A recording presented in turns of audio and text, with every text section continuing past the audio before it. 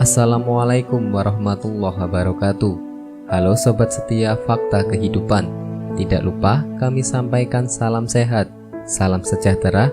Semoga tercurah segala bentuk kebaikan dan juga kita semua dalam lindungannya. Seperti biasa, kita akan berbagi kisah dari yang unik, menarik sampai bikin nangis. Mari kita simak kisahnya.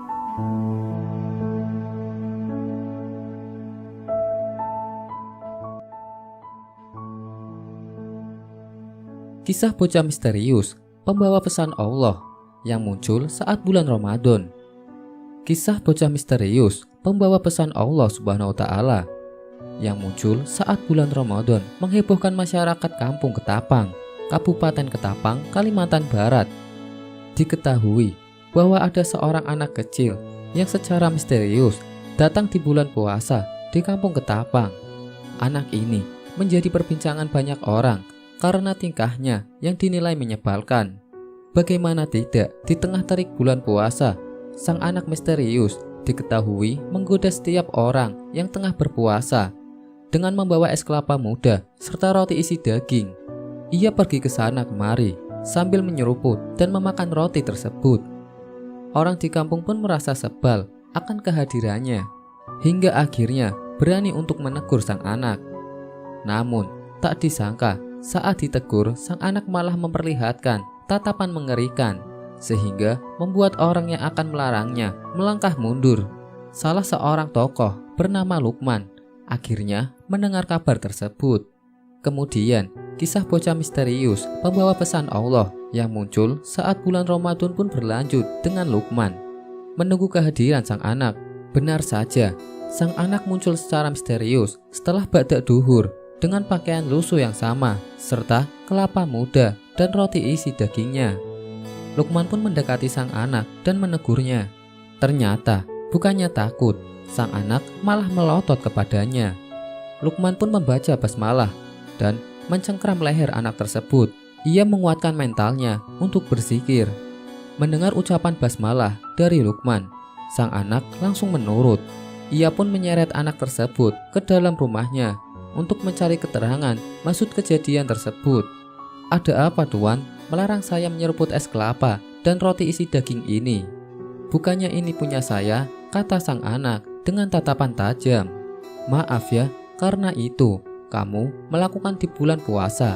Apalagi kamu tahu harusnya kamu ikut berpuasa, malah ikut menggoda, jawab Lukman.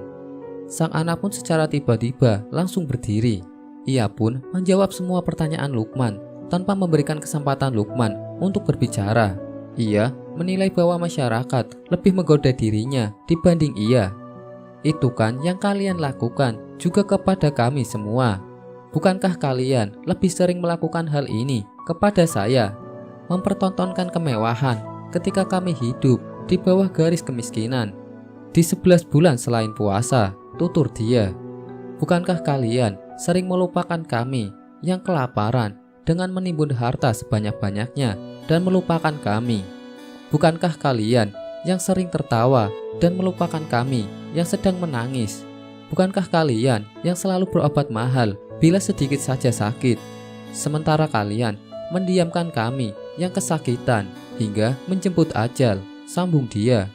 Bukankah juga di bulan puasa ini saja hanya mengerjakan menahan lapar dan haus? Ketika beduk maghrib terdengar, kalian kembali pada kerasukan kalian, ucap dia tiada berhenti. Kemudian nada suara sang anak berubah drastis menjadi lirih. Ia pun menceritakan bahwa dirinya selalu berpuasa karena tidak memiliki makanan. Bahkan banyak hal yang menyakiti hatinya saat tidak bulan puasa.